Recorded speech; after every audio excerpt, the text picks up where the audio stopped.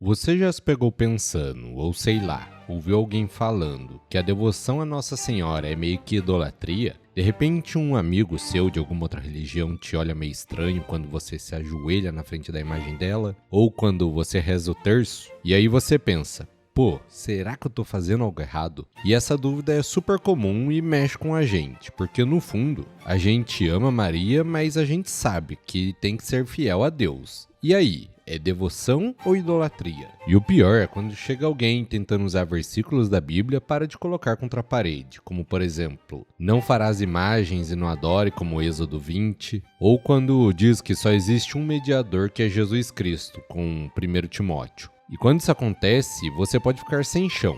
Parece que a própria palavra de Deus está condenando o que a gente faz na nossa fé. E você se sente meio que em um beco sem saída. A devoção a Maria começa a parecer um desvio de rota, um atalho perigoso que nos afasta de Jesus. E a lista de coisas que a gente faz, como rezar para Nossa Senhora, parece entrar em conflito com a Bíblia. A gente fica ansioso e a confiança na tradição dá uma balançada. A dúvida se instala de verdade. Afinal, se Maria não pode interceder e se ajoelhar diante de uma imagem é pecado, então a Igreja Católica errou por séculos? Mas calma aí. A gente consegue resolver essa questão sem ter que escolher entre Jesus ou Maria. O segredo não é abandonar a devoção a ela, mas sim entender melhor o papel dela na nossa fé. A Igreja Católica, no Catecismo e em documentos como Lumen Gentium, explica isso de um jeito super claro. A resposta é profunda, mas ao mesmo tempo bem simples. Maria é a maior de todas as intercessoras. E essa intercessão, longe de ser um pecado, é a forma mais linda de mostrar a comunhão que a gente tem com os nossos santos. Existe o argumento de que a veneração a Maria é idolatria, e esse argumento é o mais batido, né? Muita gente cita o Antigo Testamento que fala para não adorar imagens, e aí o pessoal logo conclui: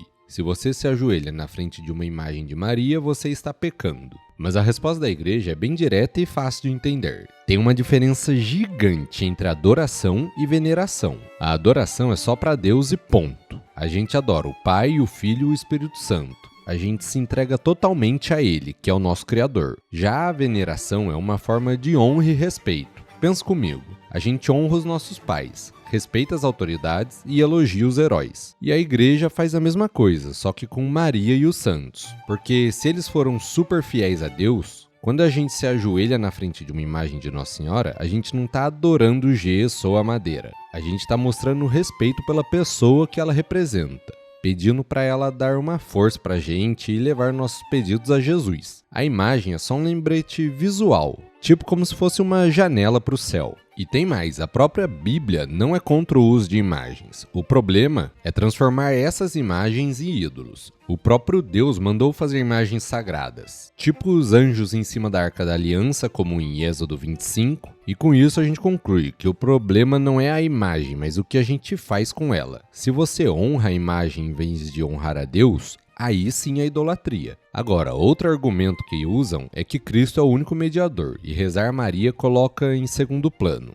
E esse a gente escuta bastante também. No versículo que eles usam a Bíblia diz que Jesus é o único mediador lá em 1 Timóteo. E a partir desse versículo a galera conclui que pedir a Maria é tipo passar por cima de Jesus ou colocar ela no lugar dele. Porém, não é bem assim. A gente sabe que Jesus é o único mediador e que sem ele não tem salvação. Só que a Bíblia também mostra que é legal a gente rezar um pelos outros. O apóstolo Paulo pedia direto para o pessoal rezar por ele, como por exemplo em Romanos 15, versículo 30 a 32. Então, se só Jesus pudesse fazer essa ponte, a oração de intercessão não teria sentido nenhum. E é aqui que entra a comunhão dos santos. A igreja é como uma grande família. E essa família não acaba quando a gente morre. Os santos que já estão no céu, totalmente puros e unidos a Deus, têm uma oração ainda mais forte. E a Maria é que é a mais santa de todos os santos. E a intercessora mais perfeita que alguém poderia ter. Quando a gente reza para ela, não estamos dizendo que ela é igual a Jesus. A gente está, na verdade, mostrando a nossa humildade.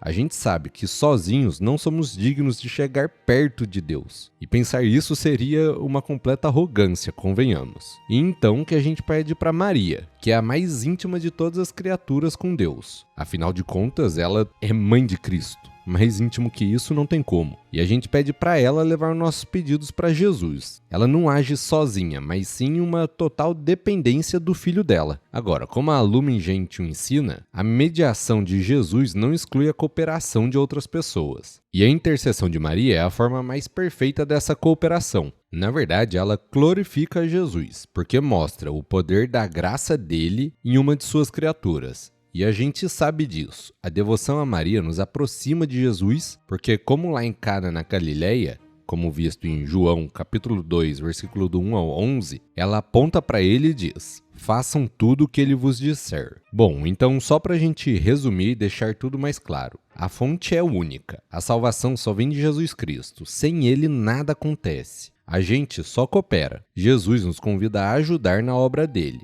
A intercessão de Maria é a forma mais poderosa de fazer isso. Os cultos são diferentes. A gente adora somente a Deus e a gente honra a Maria. E isso claramente não é a mesma coisa. Se vocês quiserem, eu até posso fazer aqui um vídeo explicando os tipos de culto. E por último, que a igreja é uma família. Rezar para Maria é tipo pedir para um membro da nossa família do céu nos ajudar. É apenas a gente participando da comunhão dos santos. No fim das contas, a devoção a Maria não te afasta de Jesus, e muito pelo contrário, ela te leva para ele. Ela é a mãe que nos pega pela mão e nos conduz para o coração do filho. E se alguém aqui quiser se aprofundar mais, vale a pena dar uma olhada na Lumen Gentium, no Catecismo e no livro do Tratado da Verdadeira Devoção à Santíssima Virgem, de São Luís de Montfort. Esses são textos que explicam tudo de um jeito muito mais profundo do que eu consigo explicar aqui no vídeo. Mas então é isso, muito obrigado, fiquem com Deus.